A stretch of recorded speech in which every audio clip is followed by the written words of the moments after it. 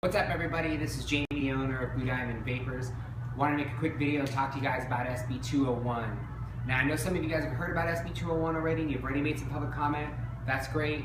In this video at the bottom, I'm going to include a link so you guys can make some public comment as well. I want to talk to you guys specifically about what Sb201 is all about. So essentially what it seeks to do is include vaping in the Clean Indoor Air Act. Now, some of you guys have already touched on that would mean that you would not be able to vape indoors, and that's true. If this bill were to pass as it's written, you would not be able to vape indoors, specifically in vape shops. Now, that's not the scary part about Sb201. Okay, as crazy as that sounds, that's actually not the worst part about this bill. So some of the things this bill does, for one, seeks to redefine the definition of smoking to include an electronic device that produces a vapor and aerosol. So what they're trying to do with Sb201 is say, when you're vaping, you're actually smoking. They even go so far as to say that you're trying to circumvent the ban on smoking indoors by using an electronic device. What? Most people switch to vaping from smoking to get away from smoking, to get away from the effects of traditional tobacco products on them and cigarettes. And now they're trying to tell us that no, what you're really doing is smoking and you're trying to circumvent the ban on being able to smoke indoors? That's crazy talk. Okay, the Clean Indoor Air Act was created because there was a danger to public health from secondhand smoke. Jump online, Google secondhand vapor studies, look at the Drexel study, look at any new study that's come out recently, and what you will find is that there is no danger from secondhand vapor. Particulate matter from secondhand vapor is very similar to the air you breathe outside. When you take one draw on a cigarette, you can produce measurable dangerous particulate matter. In a recent study, they had to take 100 draws on a low-powered electronic device just to get a fraction of a measurement. It's not the same thing. But they're trying to tell us, hey, we need to put vaping in the Clean Indoor Air Act because there's a danger to the public from secondhand vapor. That's not true. The science doesn't support that. So while it's important that we're able to vape inside vape shops and in other businesses, etc., what's really important is that we educate people and say, hey, there isn't a danger from secondhand vapor like there is a danger from secondhand smoke.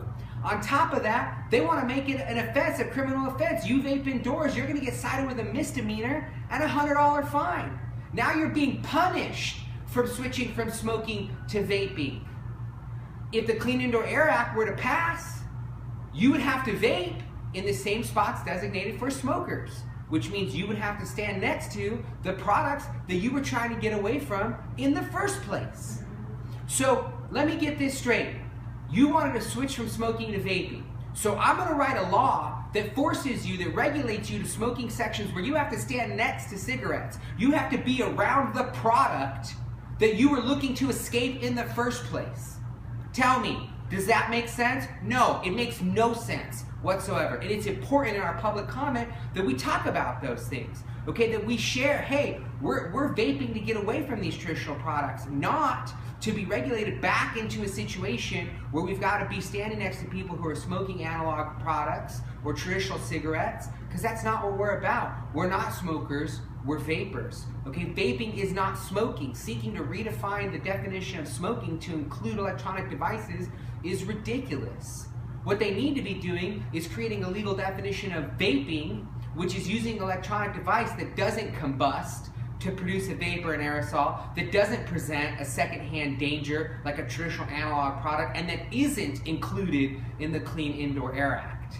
Now, when you submit your public comment, it's important that you touch on some of these talking points, okay? Do a little bit of research, cite the Drexel study, cite various studies that have come out recently, and make sure that you talk about, hey, there's no danger from secondhand vapor, that I don't want to be in a situation where I'm forced to be around people using analog or traditional cigarette products. I don't want those things. I shouldn't be punished for making the switch to vaping, and I certainly shouldn't be fined with a misdemeanor if I vape indoors. Listen, you go to a restaurant, you go to Walmart, they don't want you vaping there, that's cool. They're a private business. They have the right to say, hey, don't vape in there, and respect that. Okay, if somebody tells you, please don't vape in my business establishment, then respect that. Don't be the person who blows the fat cloud and tries to convince everybody, I'm not smoking, I'm vaping. That doesn't make you cool, that makes you a douche. Don't be a douche, okay? But more importantly, be educated in your public comment. Talk about there's no risk from secondhand vapor. Talk about you don't want to be punished for vaping. Talk about you don't want to be forced to go into a smoking section and stand next to traditional cigarettes, tobacco users, etc. Those are the things that we really need to be hitting on when we're talking about SB201. Last thing, real quick about SB201. The Clean Indoor Air Act, okay, was created to protect people. Vaping is protecting you. Vaping is helping you make that switch from a very dangerous product to a product where most science, or all science right now, indicates is a smart move for you, okay? So stress that.